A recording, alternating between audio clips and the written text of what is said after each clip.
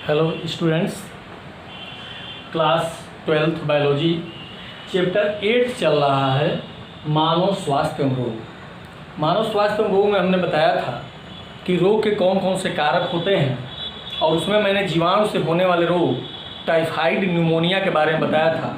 वैसे जीवाणु से कई रोग होते हैं टाइफाइड और न्यूमोनिया के अलावा भी, जैसे आप जानते होंगे कालरा है, हैजा जिसको कहते हो हैजा है, लेप्रोसी है, कुष्ठ रोग है, आपको गोनेरिया है, सिफिलिस है। ये जो रोग हैं वो सभी रोग होते हैं जीवाणुओं से। विषाणु से जो रोग होते हैं वो भी बहुत सारे रोग होते हैं, जिनमें मैंने आपको एक जुकाम, डेंगू, चिकनगुनिया, पोलियो, एड्स, इसके अलावा आप कहें तो आपको और रोग है मस्तिष्क ज्वर, इसके अलावा हिपेटाइटिस।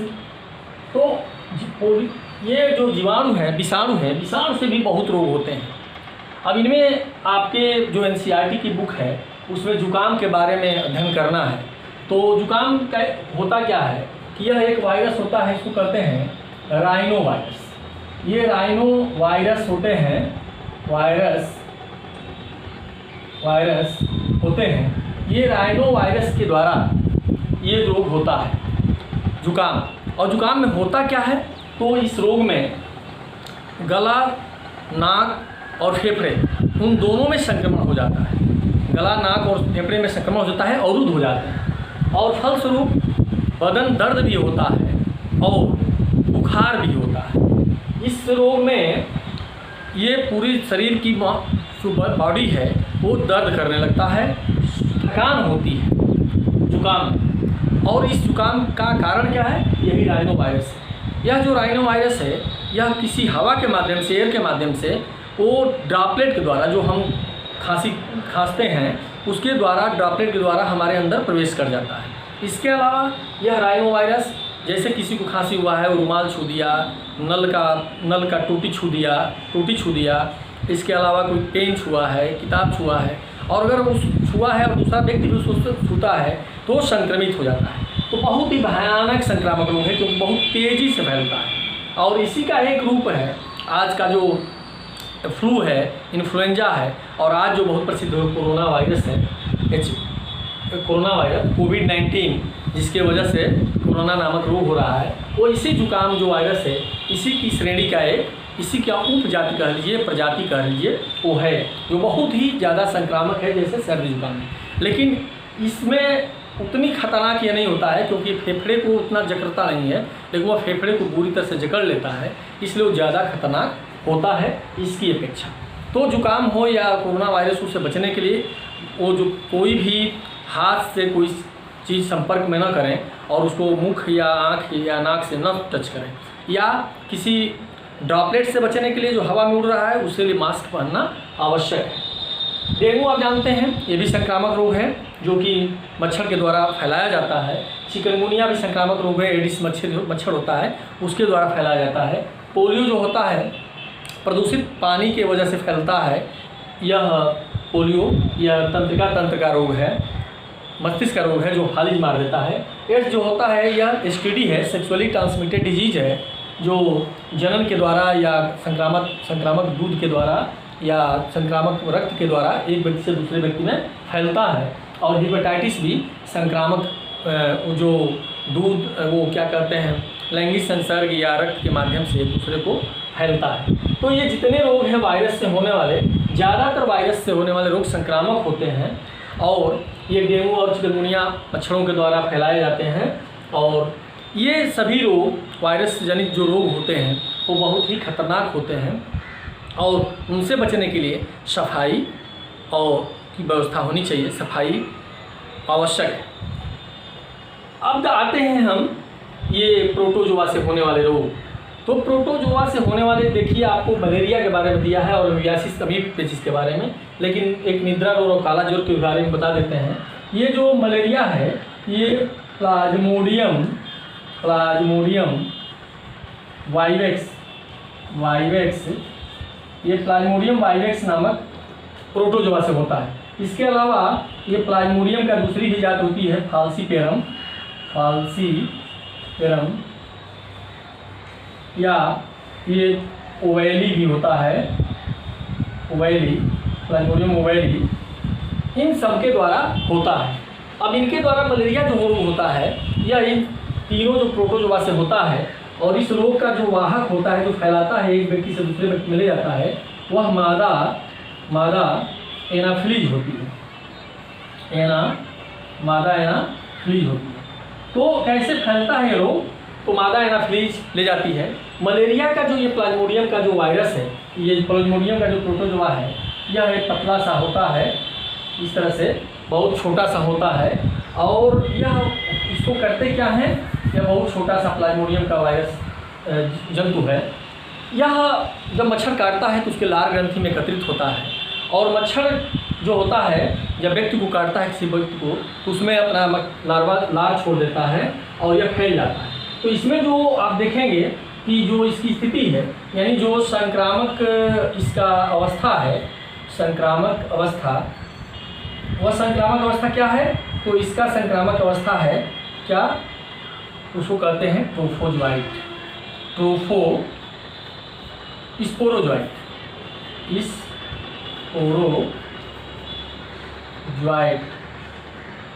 यह स्पोरोजोइट अवस्था है जो कि संक्रामक अवस्था होता है। करता क्या है? यह प्लाज्मोडियम जब मनुष्य के रक्त में पहुंचता है तो उसके आरबीसी पर आक्रमण करता है, और आरबीसी पर आक्रमण करता है और एक पदार्थ इससे निकलता है, उस पदार्थ का नाम है हीमोजोइन।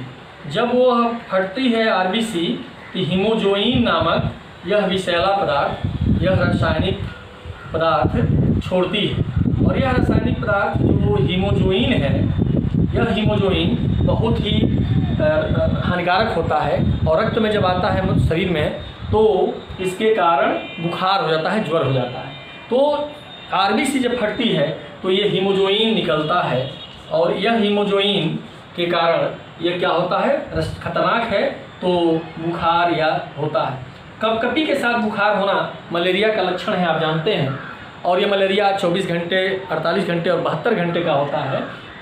उसको अंतराल पर होता है, एक बार बुखार होगा कपकपी के साथ, फिर थोड़ी देर बाद आपका बुखार ज्वर उतर जाएगा और पसीना होगा, फिर 24 घंटे बाद होगा या 72 घंटे बाद या 48 घंटे बाद होगा। यह डिपेंड करता है कि कौन सा इसमें से मलेरिया कोई प्लाज्मोडियम की प्रजाति उसको प्रभावित किया है। तो आपको ये मच्छर काटता है तो अपने लार के द्वारा आपके शरीर में छोड़ता है, और वह जो स्पोरोजोइट है वो आपके शरीर में भ्रमण करता रहता है, और आरबीसी को तोड़ करके हीमोजोइन निकालता है, जो विषैला पदार्थ है, इस कारण बुखार बढ़ जाता है। तो इसका जो मलेरिया का, प्लाज्मोडियम का जो दो इसके परपोषी होते हैं, कौन कौन होते हैं? एक मादा मच्छर और एक मनुष्य।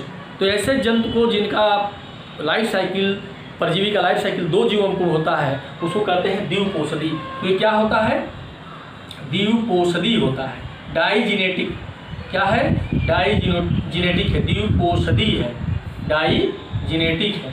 डाइजीनेटिक मीन्स इसका लाइफ साइकिल, इसका जीवन चक्र इस मलेरिया के परजीवी का 2 जीवों में संपन्न होता है। दूसरा देखें तो अमीबी पेचिस है। अमीबी पेचिस जो होता है यह एंट अमीबा हिस्टोलिटिका के द्वारा होता है। एंट अमीबा हिस्टोलिटिका, यह हिस्टोलिटिका के द्वारा होता है। एंट अमीबा हिस्टोलिटिका यह इस तरह से एक अमीबा के समान ही है, लेकिन अमीबा में कई पाद होते हैं, इसमें कई पाद नहीं होते हैं, एक तरफ ये ब्लंट जैसा निकला होता है।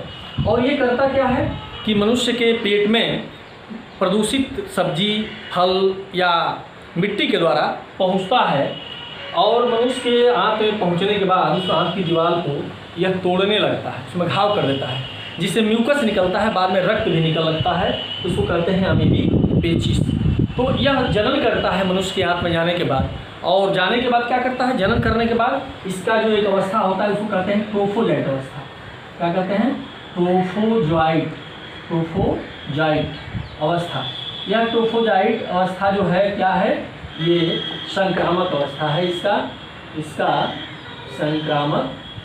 संक्रामक अवस्था है। तो जब यह ट्रोफोजाइट बन जाता है आपके शरीर में, तो यह ट्रोफोजाइट आपके बाहर बनता है और बाहर मल के साथ जाता है, और मल के साथ जब ट्रोफोजाइट रहता है तो आपके शरीर में आकर के और प्रभावित कर देता है, और यह अमीबी पेचिश करता है। अब इससे बचने के लिए प्रदूषित सब्जी, फल या प्रदूषण वाले मिट्टी से बचना चाहिए और आप बच सकते हैं। निद्रा रोग है तो एक इसका जो है ट्रिपैनोसोमा नामक एक प्रोटोजोआ है, जिसके कारण निद्रा रोग होता है। इसी प्रकार से ये काला ज्वर है, लेशमीनिया द्वारा होता है। ये ट्रिपैनोसोमा जो है इसका वाहक इसका क्या है, इसका वाहक सीसी मक्खी, इसका वाहक है सीसी मक्खी, और इसका लेशमीनिया का फ्लाई क्या है, सैंड मक्खी, इसका वाहक है सैंड मक्खी। तो आप देखें तो ये ट्रिपैनोसोमा तंत्र का रोग है, इसमें निद्रा बहुत ज़्यादा लगती है, इसलिए कहते हैं इसको निद्रा रोग कहते हैं। ट्रिपैनोसोमा नामक प्रोटोजोआ से होता है। इस ट्रिपैनोसोमा को एक व्यक्ति से दूसरे व्यक्ति फैलाता कौन है, तो सीसी मक्खी फैलाती है। काला ज्वर क्या है, बहुत तेज बुखार वाला रोग होता है, जिसको लेशमीनिया नामक प्रोटोजोआ करता है, और इसका वाहक क्या है, सैंड मक्खी है। तो आप देखें तो ये अमीबी पेचिश जो होता है, एक ही जंतु में इसका जीवन चक्र पूरा हो जाता है, इसलिए मोनोजेनेटिक है, एक कोषी है, जबकि ये दोनों के लिए 2 जंतु चाहिए जीवन चक्र को पूरा करने के लिए, इसलिए दोनों क्या हैं, डाइजेनेटिक हैं। तो इस प्रकार से विषाणु से होने वाले रोग और प्रोटोजोआ से होने वाले रोग के बारे में आपको मैंने बताया। फिर अगले वीडियो में अगला टॉपिक देखेंगे।